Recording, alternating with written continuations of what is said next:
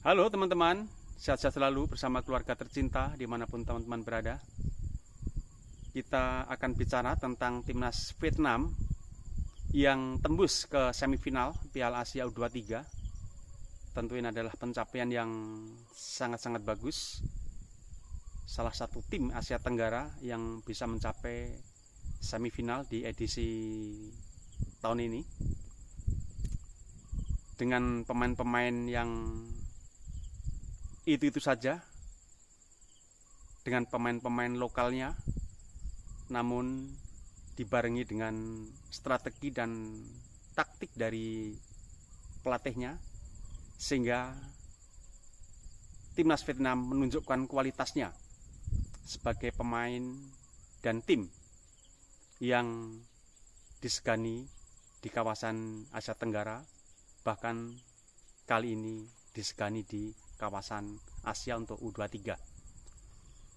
Memang kalah dari Cina dengan skor 0-3, namun di sini kita atau saya tidak akan bicara dengan skor, tidak akan bicara dengan kekalahan, namun lebih daripada prestasinya. Semifinal adalah sebuah prestasi yang membanggakan bagi setiap timnas di segala level, di segala usia, baik dari usia dini maupun timnas senior, karena pencapaian tersebut tidaklah mudah dengan perjuangan yang sangat ketat, apalagi jika timnas Asia Tenggara berhadapan dengan tim-tim dari Timur Tengah khususnya. Tentu itu sangat-sangat menyulitkan, namun timnas Vietnam bisa melenggang sampai ke semifinal. Dan kalau kita melihat permainan antara babak pertama dan juga babak kedua, sangat-sangat bertolak belakang. Di mana di babak pertama pelatih Vietnam menekankan para pemain untuk bersabar, untuk selalu menjaga daerahnya, walaupun terkesan tertekan karena hampir 45 menit timnas Vietnam terkesan dikurung di areanya. Namun pertahanan yang sangat solid, kemudian kerjasama yang terjalin dengan baik, sehingga pemain-pemain China dengan berbagai cara tidak bisa membobol gawang Vietnam.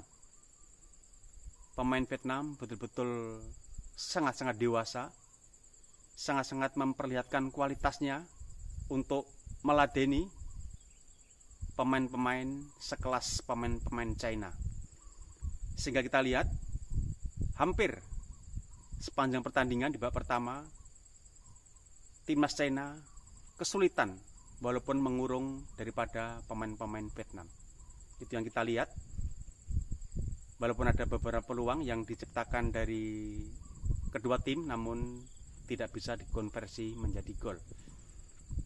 Namun di babak kedua kita lihat sepertinya Vietnam tidak sabar. Mungkin pelatih juga berharap untuk bisa mendapatkan gol lebih dulu dengan cara bermain sedikit terbuka, sehingga petaka terjadi sekitar 2 menit kick off babak kedua, timnas Vietnam kebobolan sehingga skor menjadi 1-0. Itu memang kita sayangkan. Dan dengan ketinggalan 1-0, timnas Vietnam justru semakin terbuka. Karena mungkin saja ada pemikiran dari pelatih atau pemain, atau sudah ada komunikasi bahwa berapapun kekalahan akan tetap tersingkir untuk menjadi finalis. Jika memang itu yang dipikirkan, tentu itu adalah sangat-sangat berbahaya, karena terbukti hanya berselang sekitar 5 menit timnas Vietnam kebobolan lagi. Akhirnya tertinggal menjadi 2-0. Dan seperti kita ketahui bagaimana pemain Vietnam kalau tensi tinggi sudah ketinggalan Dan kita tahu bagaimana pemain-pemain Vietnam karakter aslinya keluar saat timnya tertinggal. Petaka itu terjadi di menit sekitar 74-75. Di sana ada gol yang dianulir karena terjebak offside. Setelah ada beberapa checking dari VAR. Setelah terjadinya gol ketiga, walaupun dianulir, ada pergerakan yang tidak terpuji dari pemain Vietnam yang akhirnya diganjar dengan kartu merah. Kemudian di akhir babak, injury time, babak kedua, kebobolan lagi, yaitu sekitar menit 90 plus, di atas menit 5. Yang akan kita bicarakan di sini apa? Hubungannya dengan timnas, karena memang kita selalu bicara tentang timnas. Timnas kita mudah-mudahan nanti dipegang oleh pelatih baru ini, John Hetman, bisa semakin berprestasi, bisa semakin dewasa dalam setiap pertandingan, jangan mudah terprovokasi, kemudian selalu menjaga ritme permainan dan juga selalu menjaga chemistry, kerjasama yang baik antara pemain. Mental ini yang perlu dijaga. Walaupun kita sudah ketinggalan, kalau kita sedang bermain solid, kita dengan skema yang baik, lawan kita di atas tim kita, walaupun kita sudah kebobolan, kita tetap harus menjaga ritme permainan sambil kita mencari celah, sehingga jangan kita ceroboh, kita mengejar gol, justru kita banyak yang bolong karena memang kita kalah kualitas. Gol yang terjadi lupakan, kita selalu koordinasi dengan baik sambil mencari cara, mencari celah dengan serangan balik dari sisi mana kita bisa memanfaatkan untuk kita bisa membalas gol atau kita bisa melewati gol yang diperoleh lawan. Itu harapan kita. Kalaupun sudah cek dengan cara itu kita masih juga kebobolan, memang artinya kita memang betul-betul kita harus mengakui karena memang kita kalah kualitas dari lawan kita. Daripada kita kebobolan 1 atau 2, kemudian kita main terbuka, pada kita memang sudah nyata-nyata kita kalah kualitas, sehingga kita semakin banyak kebobolan dan menjadikan para pemain frustasi. Itu berbahaya. Bisa-bisa nanti pemain juga tidak beraturan, amburadul, kartu kuning ke merah akan berhamburan, dan tidak jarang akan memancing reaksi yang lain.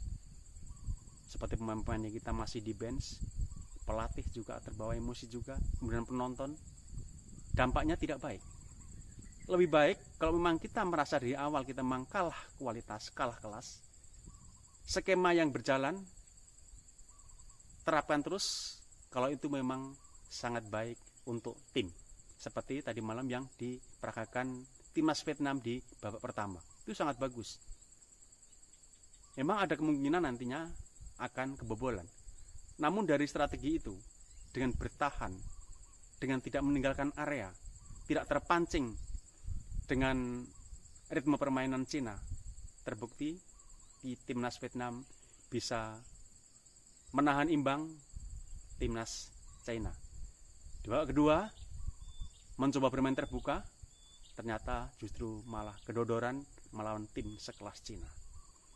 Itu yang mau kita sampaikan, sehingga saya bicara Vietnam bukan saya memuji Vietnamnya, namun kembalinya adalah ke timnas kita untuk menjadi pelajaran kita, untuk menjadi cermin bagi timnas kita, karena saya yakin timnas kita mampu nantinya juga bersaing di kawasan Asia jika saja pelatih kita nanti ini betul-betul menerapkan strategi dan taktiknya dengan baik.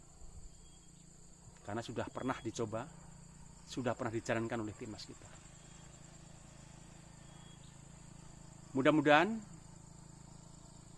nantinya pelatih dan asisten pelatih kita, official semuanya, akan melihat akan selalu menggali kemampuan-kemampuan timnas kita, kemampuan pemain-pemain kita di penjuru Nusantara ini, dan juga ditambah nanti pemain-pemain beraut kita, keturunan kita, diaspora kita yang bersedia untuk membela timnas kita, tentu saja yang kualitasnya harus di atas rata-rata pemain yang ada di liga kita. Teman-teman, terima kasih. Mohon maaf mungkin ada kata kalimat yang kurang berkenan. Mohon diluruskan dan selamat beraktivitas. Terima kasih.